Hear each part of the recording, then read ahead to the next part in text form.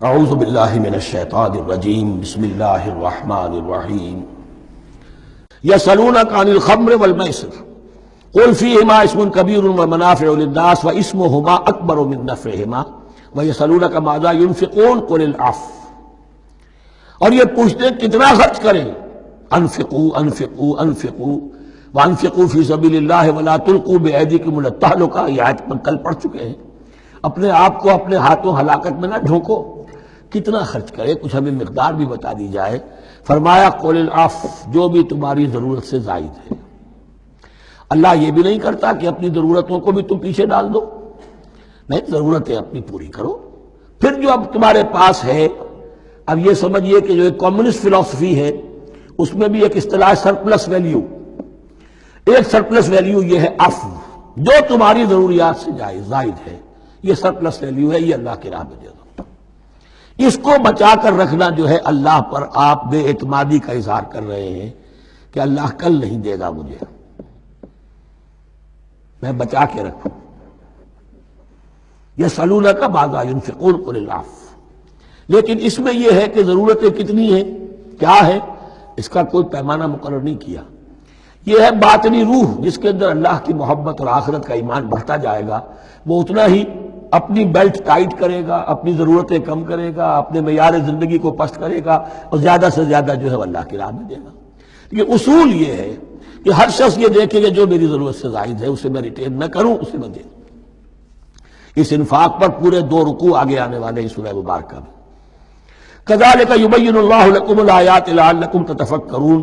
اسی طرح اللہ تعالیٰ اپنی آیات تمہارے لیے واضح کر رہا ہے تاکہ تم تفکر کرو، غور کرو فی الدنیا والآخرہ.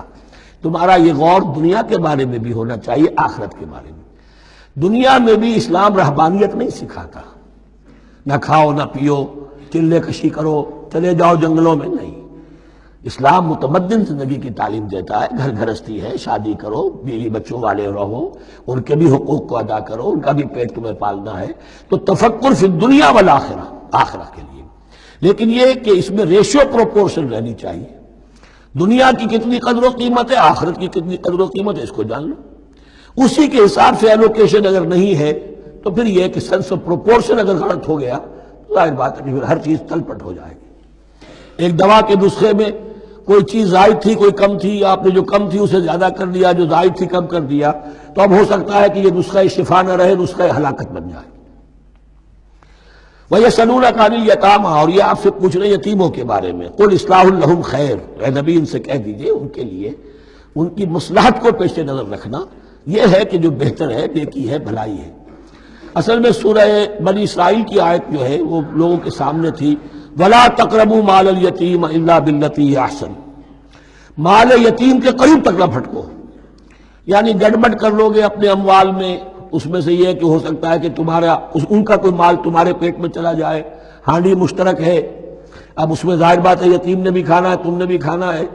اچھی اچھی بوٹیاں تم نے کھا لی ہیں اور یتیم کے لیے جو ہے خرچہ تو پورا ڈال دیا، لیکن یہ کہ اس کے لیے بیچارے کے لیے چھچڑے چھوڑ دیے.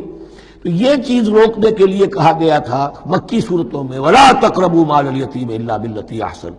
اب صحابہ کے لیے تو یہ چیزیں ایسی تھیں کہ اشارہ ذرا سا ہو گیا اور انہوں نے اس پر عمل کیا، انہوں نے ہڈیاں علیحدہ کر دی تاکہ ان کا خرچہ بالکل علیحدہ رہے. اب اس میں تکلیف ہو رہی تھی، ایک گھر کے اندر ہی ایک یتیم ہے، اس کا خرچہ اس کے مال میں سے نکالا جا رہا ہے. فرمایا کہ یہ مقصد نہیں تھا، مقصد یہ تھا کہ تم ان کے مال ہڑپ نہ کر جاؤ. قُلْ إِصْلَاحٌ لَهُمْ خَيْرٌ، قُلْ إِصْلَاحٌ لَهُمْ خَيْرٌ، ان کے لیے اصلاح کرنا بھلائی کا ہے. وَإِن تُخَالِطُوهُمْ فَإِخْوَانُكُمْ، اگر تم اپنے ساتھ ان کو ملائے رکھو تو وہ تمہارے بھائی ہیں. وَاللَّهُ يَعْلَمُ الْمُفْسِدَ مِنَ الْمُصْلِحِ، اللہ جانتا ہے مفسد کو بھی مصلح کو بھی. وہ جانتا ہے کہ یہ آدمی گڑبڑ کر رہا ہے، یہ ہنڈیا علیحدہ کر کے بھی گڑبڑ کر سکتا ہے، اور یہ وہ شخص ہے جو ہنڈیا مشترک کر کے بھی حق پر رہ سکتا ہے. وَلَوْ شَاءَ اللَّهُ لَعَنَتَكُمْ، اگر اللہ چاہتا تو تمہیں سختی میں ڈالے ہی رکھتا، تم پر مشقت جو ہے یہ کیے رکھتا. ان اللہ عزیز الحکیم، یقیناً اللہ زبردست ہے، حکمت والا ہے. ایک طرف وہ سختی بھی کرتا ہے، زبردست ہے، لیکن وہ اس کے ہر حکم کے اندر حکمت بھی ہے، اور جہاں حکمت نرمی کی متقاضی ہوتی ہے وہاں وہ رعایت بھی دیتا ہے. صدق اللہ العظیم.